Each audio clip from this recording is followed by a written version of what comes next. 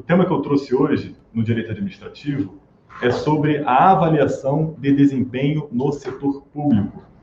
Com uma folha salarial inchada e um suposto baixo desempenho no funcionalismo público, a reforma administrativa ela começa a ser imperativa, necessária e vem tomando aí uma proporção no debate na mídia. E com isso, eu trago sobre a importância da avaliação de desempenho no serviço público. Assim como acontece na iniciativa privada, no setor público também é necessário que haja uma avaliação de desempenho do servidor. Aliás, essa avaliação ela é obrigatória, a lei assim exige. Ela acaba sendo um instrumento essencial na gestão de pessoas.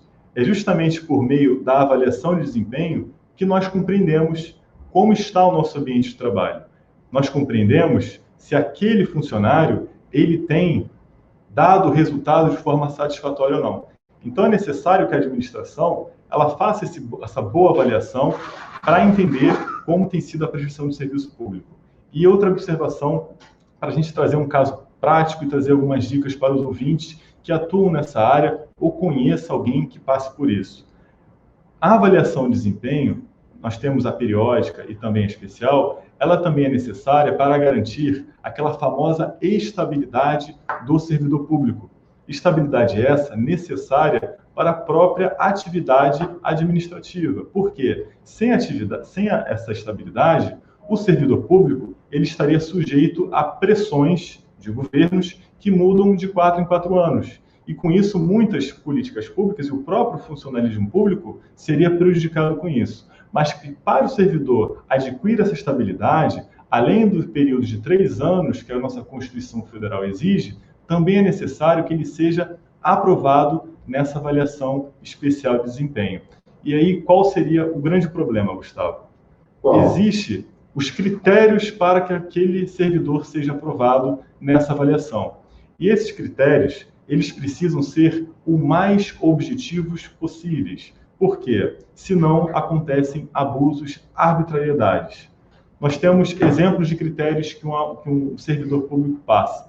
Ele tem que ver a questão da assiduidade, da eficiência. Existem muitos projetos de lei, especulações que vão, inclusive, quem seja na demissão do servidor público que exerce mal a sua atividade, ou seja, o servidor público com mau desempenho, ele pode ser demitido? Pode. Qual é o nosso problema hoje? Nós não temos ainda um método. A Constituição prevê essa possibilidade, mas o que falta ainda é o que talvez venha a ocorrer. Tem que ter um processo administrativo, né?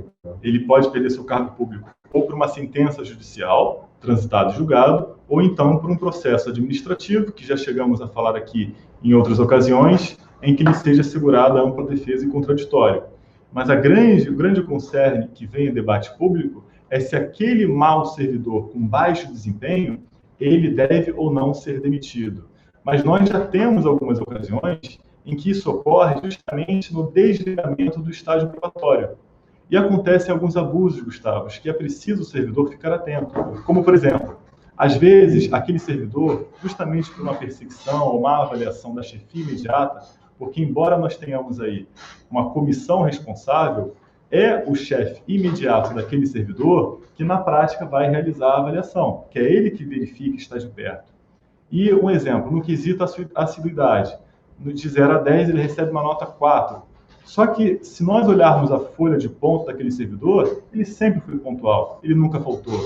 Às vezes recebe uma nota baixa na produção, e você vai olhar os processos, não tem nenhuma pendência, o servidor sempre produziu, atendeu aos prazos. Então, você consegue, por meio da motivação do ato, verificar que houve uma irregularidade. E, com isso, o servidor não só pode, como ele deve recorrer, seja no âmbito administrativo, ou, quem sabe, até invalidar por meio de uma ação judicial. Por quê? Se assim não faz, Gustavo, e é muito comum, isso pode interferir tanto para adquirir a sua estabilidade, como também para percepção de proventos, promoção na carreira. Ocorre que o servidor só se lembra disso quando ele observa aquele prejuízo. E aí ele verifica, poxa, mas uma avaliação minha do semestre passado, essa nota aqui não foi justa. Mas aí tem aquele jargão famoso, o direito não socorre os que dormem. É necessário que você se insurja contra alguma ilegalidade a tempo, até para que você venha a corrigir isso. Então, observe, a dica que a gente sempre dá é, primeiramente, deve-se ter sempre critérios objetivos e deve-se estar muito atento a tudo aquilo que é cadastrado no registro funcional do servidor. Por quê? A avaliação de desempenho, ela deve servir justamente como uma forma de capacitar, de desenvolver o servidor. E um desligamento, ele vai ocorrer em uma eventualidade. A avaliação de desempenho, ela não deve servir como uma forma de você demitir servidores que por algum motivo você não goste. A avaliação de desempenho, ela serve para você ver os pontos fracos e fortes da sua equipe para melhorar. Até porque é muito mais vantajoso eu treinar e capacitar um mau servidor do que o tempo todo eu desligar um, fazer um concurso e contratar outro. Não gostei, desligo um e contrato outro. Essa fase deve ser feita naqueles 3 primeiros anos do estágio probatório. Mas aí nós observamos a meia-culpa dos dois lados. Tanto daqueles alguns poucos servidores, isso não é a maioria, daqueles servidores que não se dedicam, que de fato não estão compromissados com a sua função pública, como por outro lado você também vê chefias que não realizam aquela avaliação de forma satisfatória. E o efeito disso é a prestação do serviço público. Não tem dúvida, nos últimos anos, a remuneração dos servidores públicos subiu consideravelmente. E hoje nós podemos dizer que sim, em muitas carreiras acaba sendo superior que a iniciativa privada.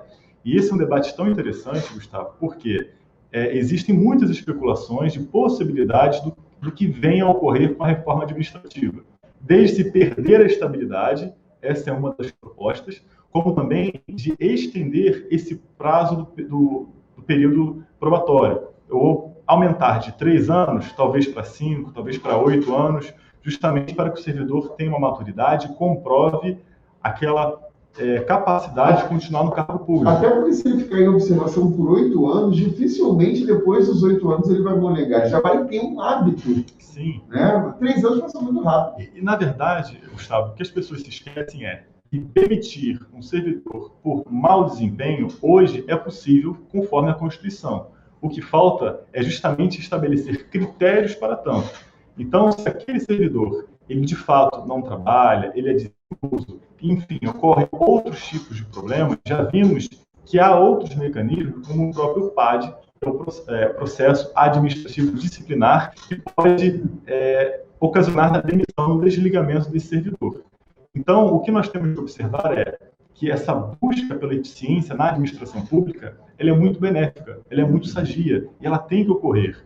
Agora, nós sempre temos que tomar cuidado justamente com os abusos, porque, infelizmente, a gente sabe que de uma boa ideia, de um bom instrumento, às vezes as pessoas se valem disso não para fazer valer a lei, mas sim para fazer valer a sua pessoalidade. E aí o interesse público, a prestação de um serviço público de excelência, que é o que a gente almeja, porque não basta a gente combater a corrupção.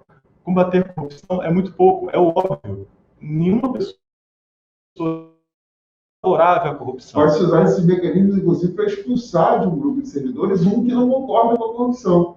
Pois é, imagina, eu posso me valer, às vezes, de forma indevida, e aí há um abuso de autoridade, de perseguir e tentar prejudicar um servidor, não pelo mau desempenho, mas sim por uma questão ideológica, política, partidária, enfim, de desafetos, e que, infelizmente, às vezes pode ocorrer. Então, mais do que isso, nós temos que combater a ineficiência. E esse deve ser o principal foco quando a gente fala em uma avaliação de desempenho. E nós temos condições de ter critérios objetivos, inclusive o próprio servidor que é avaliado, ele precisa sempre estar antenado a essa avaliação, porque se hoje a gente já verifica muitas irregularidades, com o advento da reforma administrativa, que brevemente deve sair, passada essa confusão que nós vivenciamos na situação da epidemia, deve-se ficar atento justamente para resguardar o seu direito. Show de bola!